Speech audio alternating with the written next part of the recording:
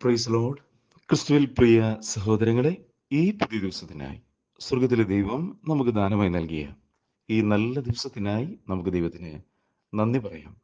സ്നേഹവാനായ സ്വർഗീയ പിതാവ്, കൃപയും കരുണയും മനസ്സലിവും ദയുള്ള ദൈവം തൻ്റെ കൃപയാൽ നമുക്കൊരു പുതിയ ദിവസം കൂടി ദാനമായി നൽകി. ഈ പുതിയ ദിവസം ദൈവത്തിന് നമ്മെക്കുറിച്ചുള്ള ഉദ്ദേശം എന്താണെന്ന് തിരിച്ചറിയുവാനും മനസ്സ് പുതുക്കുവാനും പാപവഴികളെ വിട്ടുതിരിയുവാനും ദൈവികമായിട്ടുള്ള സ്വസ്ഥതയും സമാധാനവും സന്തോഷവും അനുഭവിച്ചുകൊണ്ട് ജീവിക്കാനും ദൈവത്തിൻ്റെ പരിശുദ്ധാത്മാവ് നമ്മെ സഹായിക്കട്ടെ.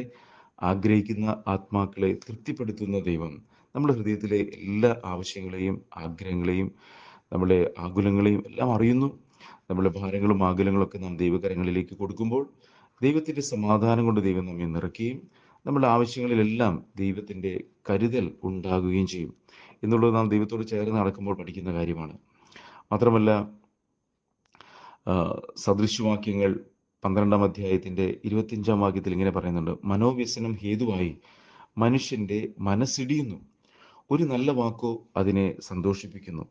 അപ്പോൾ മനസ്സിടിഞ്ഞിരിക്കുന്ന അവസ്ഥയിൽ നല്ലൊരു വാക്ക് കേൾക്കുന്നത് നമ്മളെ ആശ്വസിപ്പിക്കുന്നെങ്കിൽ, സന്തോഷിപ്പിക്കുന്നെങ്കിൽ, നാം മനസ്സിടിഞ്ഞവരെ വീണ്ടും മനസ്സിടിപ്പിക്കുന്നൊരവസ്ഥയിലേക്കല്ല, മറിച്ച് അവരെ ബലപ്പെടുത്തുന്ന വാക്കുകൾ നമ്മളിൽ നിന്ന് വരുവാൻ തക്കവണ്ണം ദൈവജനത്തിൽ പറയുന്ന പോലെ നമ്മുടെ വാക്കുകൾ പിന്നെ രുചി വരുത്തുന്നതും കൃപയോട് കൂടിയതായിരിക്കാനായിട്ട് ദൈവത്തിൻ്റെ പരിശുദ്ധാത്മാവ് നമ്മെ സഹായിക്കട്ടെ. നമ്മളുടെ മനസ്സിടിഞ്ഞു കിടക്കുന്ന അവസ്ഥകളുണ്ടെങ്കിൽ അതിനെല്ലാം മാറ്റുവാനായിട്ട് ദൈവവചനത്തിൻ്റെ കേൾവി നമ്മെ സഹായിക്കും. കാരണം ദൈവവചനത്തിന് നമ്മളുടെ എല്ലാ വിഷയങ്ങളെയും മാറ്റുവാനായിട്ടുള്ള ശക്തിയുണ്ട്. കാരണം ദൈവവചനം എന്ന് പറയുന്നത് ദൈവം തന്നെയാണ്. നമ്മളുടെ ഹൃദയത്തിൻ്റെ വേദനകളെയും ദുഃഖങ്ങളെയും ആകുലങ്ങളെയൊക്കെ കർത്താവ് അറിയുന്നു. അറിയുക മാത്രമല്ല, അതിൽ നിന്നെല്ലാം നമ്മെ വിടിവിക്കുവാൻ മതിയാകാനാണ്. ദൈവം നമ്മെ സ്നേഹിക്കുന്നത് കൊണ്ടാണ് ദൈവവചനം കേൾപ്പാനായിട്ട് ദൈവം നമുക്ക് അവസരം നൽകുന്നത്. ആ അവസരത്തെ നാം എങ്ങനെ വിനിയോഗിക്കുന്നു എന്നുള്ളത് നാമാണ് തീരുമാനിക്കുന്നത്. അതുകൊണ്ട് നമുക്ക് നമ്മെ തന്നെ ദൈവകാര്യങ്ങളിലേക്ക് സമർപ്പിക്കാം. സകല ബുദ്ധിയും കവിയുന്ന ദൈവിക സമാധാനത്താൽ ദൈവം നമ്മുടെ ഹൃദയങ്ങളെയും നിലവുകളെയും കാക്കട്ടെ. ഇന്നത്തെ ചിന്തയ്ക്കായിട്ട് മത്തായി എഴുതിയ സുവിശേഷം അതിൻ്റെ 7-ാം അധ്യായം 24-26 വാക്യങ്ങൾ. അവിടെ ഇങ്ങനെ പറയുന്നത്: എൻ്റെ ഈ വചനങ്ങളെ കേട്ട് ചെയ്യുന്നവനൊക്കെയും പാറമേൽ വീട് പണിത ബുദ്ധിയുള്ള മനുഷ്യനോട് തുല്യനാകുന്നു. എൻ്റെ ഈ വചനങ്ങളെ കേട്ട് ചെയ്യാത്തവനൊക്കെയും മണലിന്മേൽ വീട് പണിത മനുഷ്യനോട് തുല്യനാകുന്നു. അപ്പോൾ രണ്ട് കൂട്ടരേ ഉള്ളൂ. ഒന്ന് കേട്ട് ചെയ്യുന്നവർ, മറ്റൊരു കൂട്ടർ കേട്ട് ചെയ്യാത്തവർ. അപ്പോൾ നമ്മളൊരു പക്ഷെ ചിന്തിക്കുന്നുണ്ടായിരിക്കും, എല്ലാവരും ദൈവത്തിൻ്റെ വചനം കേൾക്കാനായിട്ട് അവസരം കിട്ടുന്നുണ്ടോ? എല്ലാവരും യേശുവിനെ അറിയുന്നുണ്ടോ? അങ്ങനെയാണെങ്കിൽ യേശുവിനെ അറിയുന്നവർക്ക് ശിക്ഷാവിധി ഇല്ല എന്ന് പറയുമ്പോൾ യേശുവിനെ അറിയാത്തവരുടെ അവസ്ഥ എന്താണെന്നൊക്കെ നാം ഒരുപക്ഷെ ചിന്തിക്കുന്നുണ്ടെങ്കിൽ, നാം തിരിച്ചറിയേണ്ട കാര്യം, ദൈവത്തിൻ്റെ വചനം കേൾപ്പാൻ, യേശുവിനെ അറിയുവാൻ ദൈവം നമുക്ക് അവസരം നൽകിയെങ്കിൽ അതിനൊത്തവണ്ണമാണ് നാം ദൈവസന്നിധിയിൽ നിൽക്കുമ്പോൾ ദൈവം നമ്മെ ന്യായം വിധിക്കുക. എന്നാൽ റോമാലേഖനത്തിൽ നമ്മൾ വായിക്കുമ്പോൾ നമുക്ക് കാണാനായിട്ട് സാധിക്കും, ന്യായപ്രമാണം ലഭിച്ചവരെ ന്യായപ്രമാണം വെച്ചാണ് ദൈവം ന്യായം വിധിക്കുന്നത്. എന്ന് പറഞ്ഞാൽ, ന്യായപ്രമാണം ലഭിച്ചു, ദൈവത്തിൻ്റെ ഹിതം എന്താണെന്ന് ദൈവം തൻ്റെ ന്യായമായ വചനത്തിൽ കൂടി വെളിപ്പെടുത്തി. അതിനെ മനഃപൂർവ്വം ലംഘിക്കുന്ന ഒരു വ്യക്തിയെ സംബന്ധിച്ചിടത്തോളം ന്യായപ്രമാണം വെച്ചാണ് ദൈവം ആ വ്യക്തിയെ ന്യായം വിധിക്കുന്നത്. ഇനി സുവിശേഷം ലഭിച്ച, അല്ലെങ്കിൽ ദൈവത്തിന് മാറ്റമില്ലാത്ത വചനം കേൾപ്പാനായിട്ട് അവസരം ലഭിച്ച ഒരു വ്യക്തിയെ സംബന്ധിച്ചിടത്തോളം സുവിശേഷം വെച്ചാണ് ദൈവം ന്യായം വിധിക്കുന്നത്. ഇനി ഇത് രണ്ടിനും അവസരം കിട്ടാത്ത വ്യക്തികളെ സംബന്ധിച്ചിടത്തോളം അവിടെ രേഖപ്പെടുത്തിയിരിക്കുകയാണ്, മനസ്സാക്ഷി വെച്ച് ദൈവം ന്യായം വിധിക്കും. അപ്പോൾ മനസ്സാക്ഷിയുടെ ആക്ഷേപം ഹേതുവായി എന്നൊക്കെ നമുക്ക് കാണാനായിട്ട് അപ്പോൾ എല്ലാവർക്കും ന്യായവിധിയുണ്ട്. സുവിശേഷം അറിഞ്ഞവരെ സുവിശേഷ പ്രകാരം ന്യായം വിധിക്കുന്നു, അതറിയാത്തവരെ മനസ്സാക്ഷി വെച്ച് ന്യായം വിധിക്കുന്നു, ന്യായപ്രമാണം ലഭിച്ചവരെ അതിനനുസരിച്ച് ദൈവം ന്യായം വിധിക്കും. അപ്പോൾ നമ്മളെ സംബന്ധിച്ചിടത്തോളം ദൈവം നമുക്ക് സുവിശേഷം കേൾപ്പാൻ, ദൈവഹൃദയം അറിയുവാൻ, ദൈവത്തിൻ്റെ ഹിതം എന്താണെന്ന് ദൈവം നമുക്ക് വെളിപ്പെടുത്തി തന്നെങ്കിൽ ദൈവം നമ്മെ അതിനൊത്തവണ്ണമാണ് ന്യായം വിധിക്കുക എന്നുള്ളത് നാം മറന്നു പോകരുത്. ദൈവത്തിന് നമ്മെ ഓർമ്മപ്പെടുത്തിയൊരു കാര്യമുണ്ട്, ന്യായവിധി ദൈവഭവനത്തിൽ ആരംഭിപ്പാൻ സമയമായി. അത് നമ്മിലാണ് തുടങ്ങുന്നതെങ്കിൽ ദൈവത്തിൻ്റെ സുവിശേഷം അനുസരിക്കാത്തവരുടെ ഗതി എന്താകും? നീതിമാൻ പ്രയാസത്തോടെ രക്ഷപ്രാപിക്കുന്നുവെങ്കിൽ അഭക്തരുടെയും പാപികളുടെയും ഗതി എന്താകുമെന്നാണ് പത്രോസ് ലേഖനത്തിൽ എഴുതിയിരിക്കുന്നത്. ഇതാ ന്യായാധിപതി വാതിൽക്കൽ നിൽക്കുന്നു. കർത്താവിൻ്റെ വരവ് ഏറ്റവും പ്രിയമുള്ളവരെ, 2000 വർഷങ്ങൾക്ക് മുമ്പ് കർത്താവ് യേശുക്രിസ്തു ഈ ഭൂമിയിലേക്ക് വന്നത് പാപമില്ലാത്തവനായി വന്ന് പാപമില്ലാത്തവനായി ജനിച്ച് പാപമില്ലാത്തവനായി ജീവിച്ച് നമ്മുടെ പാപത്തെ ചുമന്ന് നമുക്ക് വേണ്ടി മരിച്ച് അടക്കപ്പെട്ട് ഉയർത്തെഴുന്നേറ്റ് പിന്നെയും ജീവിച്ച് നമുക്ക് സകലത്തിൽ മാതൃക കാണിച്ചു തരികയും നമ്മുടെ പാപത്തിൻ്റെ ശിക്ഷ ഏറ്റെടുത്ത് മരിച്ച് നമ്മെ നീതീകരിക്കുവാനായിട്ട്, നമ്മെ പിതാവുമായി നിരപ്പിക്കുവാനായിട്ട് എന്തൊക്കെ വേണമായിരുന്നോ അതെല്ലാം പുത്രനായ യേശു ക്രിസ്തു കാൽവരി ക്രൂശിൽ നിവർത്തിച്ചു.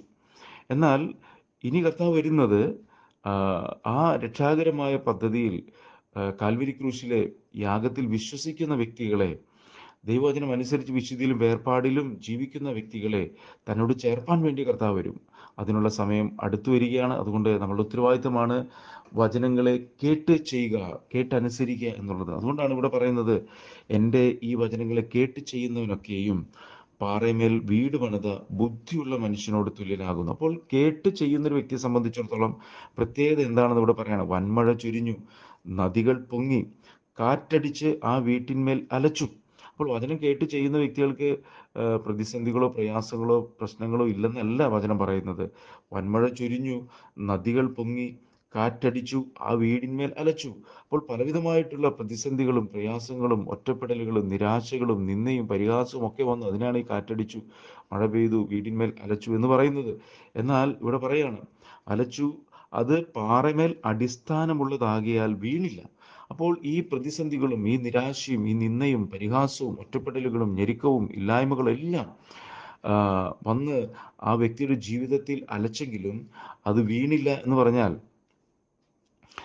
ദൈവവചനപ്രകാരം ജീവിതത്തെ ക്രമപ്പെടുത്തിയത് കൊണ്ട് ആ വ്യക്തിക്ക് ഒന്നും സംഭവിച്ചില്ല എന്നായി പറയുന്നത്. ആ വ്യക്തിയുടെ ജീവിതത്തിൽ ഒന്നും സംഭവിക്കത്തില്ല. കാരണം എന്താണെന്ന് വെച്ചാൽ കർത്താവ് കൂടെയുണ്ട്. വിവിധമായിട്ടുള്ള സാഹചര്യങ്ങളുടെ നടുവിൽ ദൈവവചനത്തെ മുറുകെ പിടിച്ചു നിൽക്കുന്ന ഒരു വ്യക്തിയെ സംബന്ധിച്ചിടത്തോളം ദൈവശക്തിയാണ് ആ വ്യക്തിയിൽ നിറയുന്നത്. നമുക്കറിയാം, ലൂക്കോസിന്റെ സുവിശേഷത്തിൽ നമുക്ക് മാതൃക കാണിച്ചെന്ന യേശുവിനെ, യേശു സ്നാനപ്പെട്ടതിന് ശേഷം പരിശുദ്ധാത്മാവ് നിറഞ്ഞവനായി യോർദാൻ വിട്ടു മടങ്ങി ദൈവാത്മാവ് മരുഭൂമിയിലേക്ക് നടത്തി വിവിധമായ പരീക്ഷകളിലൂടെ സാത്താൻ യേശുവിനെ നയിക്കുന്ന നമുക്ക് കാണാനായിട്ട് സാധിക്കും. അവിടെയൊക്കെ യേശു കർത്താവ് വചനത്തിൽ കൂടി സാത്താനെ ജയിക്കുന്നതും തുടർന്ന് സാത്താൻ വിട്ടുപോകുന്നതും യേശു പരിശുദ്ധാത്മാവിൻ്റെ ശക്തിയോടെ ഗലീലയ്ക്ക് മടങ്ങി വരുന്നതും കാണാനായിട്ട് സാധിക്കും. അപ്പോൾ ഈ കാറ്റടിച്ചു, ആ വീട്ടിന്മേൽ അലച്ചു എന്ന് പറയുന്നത് വിവിധമായ സാഹചര്യങ്ങളാണ്. ദൈവവചനത്തെ മുറുകെ പിടിപ്പാൻ, ദൈവകൃപയിൽ ആശ്രയിപ്പാൻ, ദൈവവചനത്തിൽ നിന്നും മാറാതെ നിൽപ്പാനൊക്കെയുള്ള ആ സാഹചര്യങ്ങളാണ് പറയുന്നത്. ആ സാഹചര്യങ്ങളിൽ വചനത്തെ മുറുകെ പിടിച്ചപ്പോൾ പ്രതിസന്ധികൾ വന്നില്ലെന്നല്ല, പ്രയാസങ്ങൾ വന്നില്ല, ഒറ്റപ്പെടൽ വന്നില്ലെന്നല്ല, പക്ഷേ അതൊന്നും ആ വ്യക്തിയെ അലട്ടിയില്ല. മാത്രമല്ല കൂടുതൽ ശക്തിയോടെ ആ വ്യക്തി, അല്ലെങ്കിൽ ആ വചനത്തെ മുറുകെ പിടിച്ച, വചനം കേട്ട് തൻ്റെ ജീവിതത്തെ ക്രമപ്പെടുത്തിയ വ്യക്തി ഉറച്ചു നിൽക്കുകയാണ് ചെയ്യുന്നത്. ദൈവത്തിൽ ആശ്രയിക്കുന്ന ഒരു വ്യക്തിയെ സംബന്ധിച്ചിടത്തോളം അവൻ സിയോൻ പർവ്വതം പോലെ ഉറച്ചു നിൽക്കുന്ന പറയുന്നത്. എന്നാൽ ഇവിടെ പറയുന്നത്, എൻ്റെ വചനങ്ങളെ കേട്ട് ചെയ്യാത്തവൻ. അപ്പോൾ കേട്ട് ചെയ്യുന്നവൻ ബുദ്ധിയുള്ളവനും, കേട്ട് ചെയ്യാത്തവനെ കുറിച്ച് പറയുന്നത് മണലിന്മേൽ വീട് പണിത മനുഷ്യനോട് തുല്യനാകുന്നു എന്ന് പറയുന്നത്. അപ്പോൾ കേട്ട് ചെയ്യാത്ത വ്യക്തികൾ മണലിന്മേൽ വീട് പണിത വ്യക്തി എന്ന് പറഞ്ഞാൽ വൻമഴ ചൊരിഞ്ഞു, നദികൾ പൊങ്ങി, കാറ്റടിച്ചു, അതിന്മേൽ അലച്ചു, അത് വീണു, അതിൻ്റെ വീഴ്ച വലുതായത്. അപ്പോൾ വചനത്തിൽ നിന്നും മാറുന്ന വ്യക്തിയെ സംബന്ധിച്ചിടത്തോളം ആ വ്യക്തി വീണു പോകുവാനായിട്ട് ഇടയായിത്തീരും. ദൈവഹിതത്തിൽ നിന്നും മാറിപ്പോകും. ദൈവിക സ്വസ്ഥത നഷ്ടപ്പെടും, സമാധാനം നഷ്ടപ്പെടും, സന്തോഷം നഷ്ടപ്പെടും. അതിലെല്ലാം ഉപരിയായി നിത്യതയും നിത്യ തേജസ്സും എല്ലാം നഷ്ടപ്പെട്ട് ദൈവത്തിൽ നിന്നകന്ന് നിത്യ നാശത്തിലേക്ക് പോകേണ്ടതായിട്ടുള്ള അവസ്ഥ വരും. അതുകൊണ്ട് പ്രിയമുള്ളവരെ, നമ്മുടെ ഉത്തരവാദിത്തമാണ് ദൈവവചനത്തെ മുറുകെ പിടിക്കുക. സാഹചര്യങ്ങളെ കണ്ടോ, സമ്മർദ്ദങ്ങളെ കണ്ടോ, പ്രതികൂലങ്ങളെ കണ്ടോ ഒന്നും നമ്മൾ ഭയപ്പെടേണ്ട. കാരണം കർത്താവ് നമ്മളോട് പറഞ്ഞ വാഗ്ദത്ത വചനം ആ സാഹചര്യങ്ങൾ നമ്മുടെ നടുവിൽ നമ്മൾ ഓർക്കണം. ഭയപ്പെടേണ്ട, ഞാൻ നിന്നോട് കൂടെയുണ്ട്. ഭ്രമിച്ചു നോക്കേണ്ട, ഞാൻ നിന്റെ ദൈവമാണ്. പ്രതിസന്ധികളും പ്രയാസങ്ങളൊക്കെ വീടിന്മേൽ കാറ്റും മഴയും പ്രതികൂലങ്ങളൊക്കെ വന്ന് അടിച്ചതുപോലെ അടിക്കുമ്പോൾ പെട്ടെന്ന് ഭയം ഗ്രസിക്കാനുള്ള സാധ്യതയുണ്ട്. ഇതെന്തായിത്തീരുമെന്ന്. കർത്താവ് പറയണ, അല്പവിശ്വാസി, നീ എന്തിനു ഭയപ്പെട്ടു? ഞാൻ നിന്നോട് കൂടെയില്ലേ.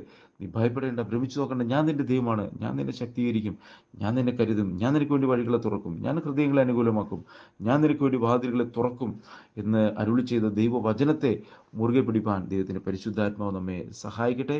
അപ്പോൾ വചനം കേട്ട് അനുസരിക്കുന്ന ബുദ്ധിയുള്ള വ്യക്തികളായി തീരുവാനായിട്ട് ദൈവം നമ്മെ സഹായിക്കട്ടെ. പ്രാർത്ഥിക്കുന്ന കർത്താവ് സ്വർഗ്ഗസ്ഥ പിതാവേ, അളവറ്റ കൃപയും കരുണയും സ്നേഹവും ഞങ്ങളുടെ മേൽ പകരുന്ന ദൈവമേ, അങ്ങനെ മാറ്റമില്ലാത്ത വചനം കേൾപ്പാൻ ഞങ്ങൾക്ക് വലിയ ഭാഗ്യം നൽകിയല്ലോ കർത്താവെ.